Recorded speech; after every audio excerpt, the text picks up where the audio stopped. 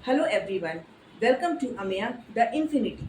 मैं हूं सुधा प्रिया और आज के वीडियो में मैं शेयर करने वाली हूं आपके साथ अपने बचपन की फेवरेट बुक्स। मैं आगे बढ़ूं इसके पहले मैं आपके साथ कुछ ज़रूरी बात शेयर करना चाहती हूं और वो बात ये है कि learn to be unapologetic when you are right. मतलब जब आप सही हैं तो आपको किसी से भी माफ़ी मांगने की ज़रूरत नहीं है। And be bold hearted, not soft hearted. Bold heart बनिए, ना कि सॉफ्ट हार्ट बनिए। इसका रीज़न ये है कि जो सॉफ्ट हार्ट के लोग होते हैं उनको गिल्ट ट्रिप कराना बहुत आसान होता है। तो इसके वजह से जो लोग हैं वो उनके सॉफ्टनेस का फ़ायदा उठाते हैं। वो अगर गलत ना भी हैं तो भी उनको एहसास दिलाया जाता है कि तुम गलत हो, जिसके वजह से वो अपने लिए स्टैंड नहीं ले पाते हैं और इनका फ़ायदा उठाना बहुत आसान होता है। तो सबसे पहले आप अनअपोलोजेटिक होना सीखिए। बेशक प्रॉब्लम्स आती हैं, बट आप जब शुरुआत करेंगे तो पता चलेगा कि धीरे धीरे आप अपने जो भी मेंटल ब्लॉकेजेस हैं उसको ओवरकम कर पा रहे हैं। एंड दूसरा, चाहे 30 के हो या 40 के हो, करियर में अगर फेलियर आ रहा है तो ये नहीं है कि आपको जस्ट चीज़ों को गिव अप कर देना है।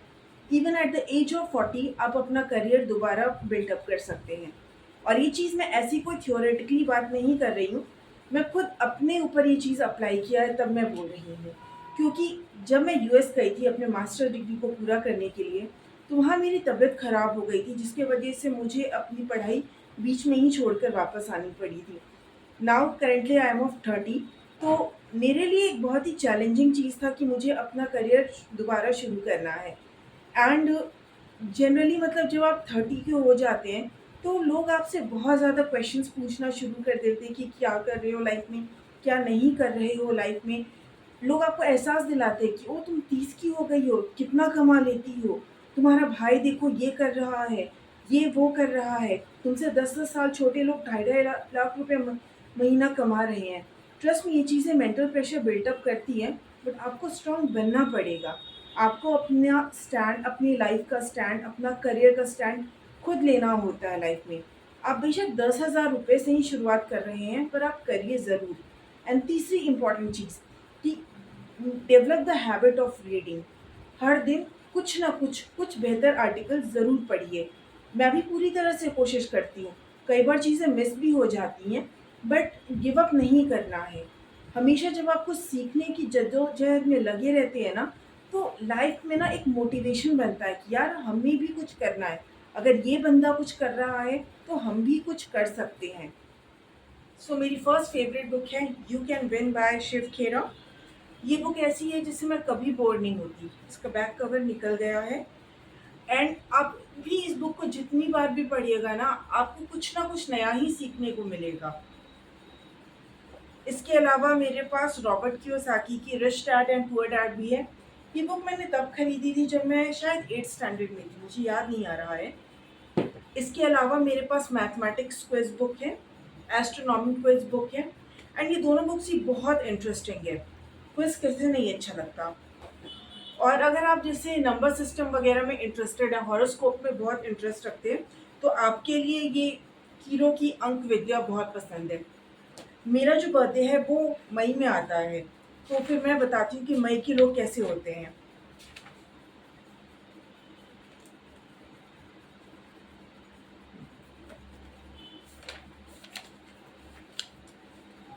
मई राशि जो होती, सॉरी, मई मंथ में जो लोग पैदा होते हैं उनकी राशि टॉरस होती है। टॉरस को हिंदी में वृष बोलते हैं। और इस राशि के लोग जो होते हैं माना जाता है कि बहुत ही मजबूत चरित्र वाले होते हैं, बहुत ही ज़िद्दी होते हैं, क्योंकि वो मतलब अपने डिसीजन से कभी भी नहीं पीछे हटते। और कुछ फेमस लोगों के नाम बताती हूँ जो इस मंथ में पैदा हुए थे। फर्स्ट नाम जो मुझे दिखा है आर्थर वेल्जले का। ये बेसिकली ड्यूक ऑफ वेलिंगटन के रहने वाले थे। और ये वो, सॉरी, ड्यूक ऑफ वेलिंगटन थे, ड्यूक ऑफ वेलिंगटन के रहने वाले नहीं थे। इसके अलावा एक बहुत ही फेमस सिंगर हैं शेर, ये भी हैं।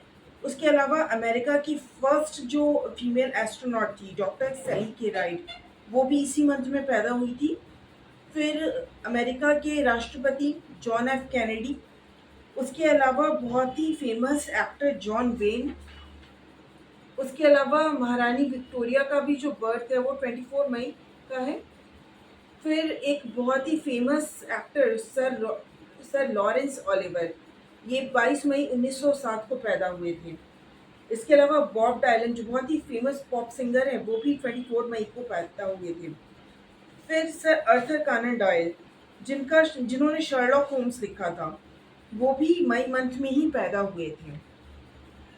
फिर मैंने चाइनीज़ सीखने की कोशिश की थी, तो मैं एक बहुत ही ईज़ी सी चाइनीज़ लर्निंग वाली बुक लाई थी। बुक का नाम है learn Chinese in a month by Sonu A Sharma. पर मैंने चाइनीज़ सीखा ही नहीं, मुझे आया ही नहीं। उसके अलावा मेरे पास है महात्मा गांधी की मेरे अनुभव।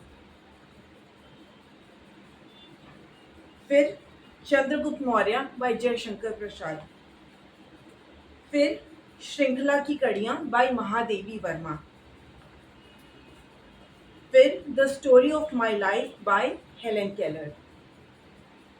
फिर एक बहुत ही अच्छी बुक है, बुक का टाइटल है आखिर असफल क्यों होते हैं छात्र, एंड राइटर है एस हुंडीवाला। ये बुक मैंने पढ़ी थी, काफ़ी अच्छी भी थी, बट मैंने अप्लाई एक भी नहीं किया। फिर उसके बाद है हिमांशु जोशी की कुछ लोकप्रिय कहानियाँ। Then Macbeth by William Shakespeare. अब आते हैं, मेरे पास प्रेमचंद की बहुत सारी बुक्स हैं। सॉरी, ये बंकिम चंद्र चट्टोपाध्याय की है। This is Mrinalini by Bankim Chandra Chattopadhyay. फिर दो बहनें फुलवारी और Nashtanir, that is also by Rabindranath Tagore.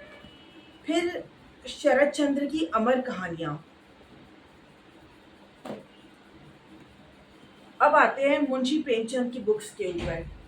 तो फर्स्ट बुक है यह मेरी मातृभूमि है, that is by Munshi Premchand. अच्छा, एक और शरद चंद्र की बुक है गृहदा, ये देखिए। फिर प्रेमचंद की सर्वश्रेष्ठ कहानियां। फिर कर्मभूमि।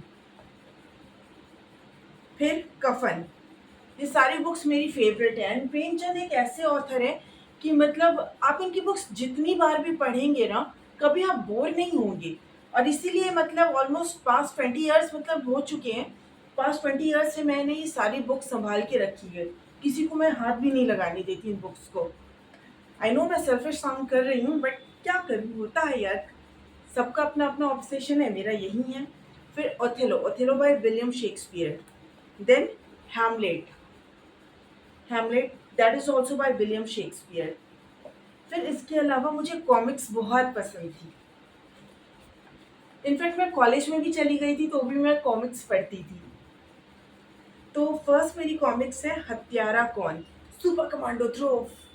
देन परकालों की धरती, भेड़िया शक्ति, ये भी ध्रुव की है। देन भानुमति का पिटारा, Nagraj. Then world war by Nagraj. Then code name comet, super commando Dhruv. फिर डोगा बेकाबू बाय डोगा। आप लोगों ने भी शायद ये कॉमिक्स पढ़ा होगा, अब तो कॉमिक्स मिलता भी नहीं है। फिर नागराज का अंत। अब आते हैं कुछ इंग्लिश बुक्स की तरफ। इट इज किडनैप्ड, और राइटर कौन है, रॉबर्ट लुइस स्टीवेंसन। फिर नेक्स्ट है the time machine by H.G. Wells. फिर नेक्स्ट है the wizard of Oz by L Frank Baum. The wizard of Oz मुझे बहुत पसंद है, आप लोग खुद पढ़िएगा। अगर मैं आपको बता दूं ना इसमें क्या है तो सस्पेंस ना खत्म हो जाएगा। तो ये बुक आप लोग खुद पढ़िएगा खरीद के। उसके अलावा मेरे पास मेरे पापा की 20 साल पुरानी डिक्शनरी है। ये डिक्शनरी की हालत देख रहे हैं, इसके पेजेस कैसे हो गए हैं। और ये डिक्शनरी है ऑक्सफोर्ड की, कंसाइज ऑक्सफोर्ड डिक्शनरी। ये 7th एडिशन है, ये देखिए। ये मेरे पापा अपने इंजीनियरिंग के टाइम पे यूज़ करते हैं। अगर आप लोगों ने भी अपने फादर की कोई बुक संभाल के रखी है उनकी इंजीनियरिंग टाइम्स की, तो प्लीज़ ये कमेंट करके ज़रूर बताइएगा। मेरे पास और भी बहुत सारी बुक्स थी, जैसे कि गीतांजलि बाय रविंद्रनाथ टैगोर, फिर उसके बाद से एपीजे अब्दुल कलाम की विंग्स ऑन फायर। अभी ये सारी बुक्स ना एक्चुअली मेरी यूएस में छूट गई हैं। जब मेरी तबीयत खराब हुई थी तो मुझे कोई सामान मैं लेकर आ नहीं सकती थी, तो सब कुछ मुझे छोड़ कर के आना पड़ा। एंड इसके अलावा और भी बहुत सारी बुक्स थी, मुझे कुछ का तो नाम भी याद नहीं आ रहा है। तो काम हो गया है, अब कवर ठीक कर लूँ। सारे कपड़े निकाल कर बाहर रख दिए हैं। ऑफिस जाने की वजह से मतलब टाइम ही नहीं मिल पाता था। अभी वर्क फ्रॉम होम हो गया है तो फिर उसके बाद से अब सोच रही हूँ कि आज फाइनली ठीक कर लूँ।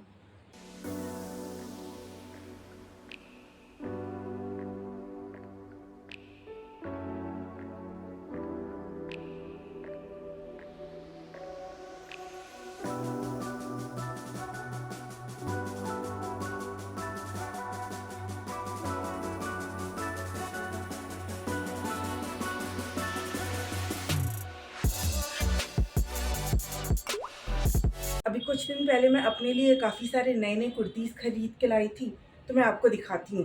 और ये सारी जो कुर्तीज़ हैं मैक्सिमम मतलब 500 तक में हैं। 500 से ज़्यादा कोई भी कुर्ती महँगा नहीं है और कपड़ा बहुत ही अच्छी क्वालिटी का है। मैं दिखाती हूँ आपको।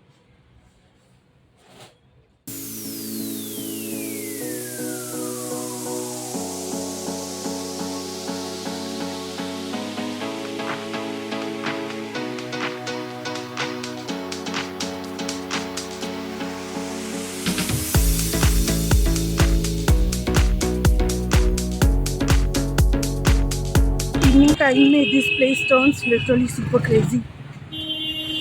देखिए कितनी ट्रैफिक है।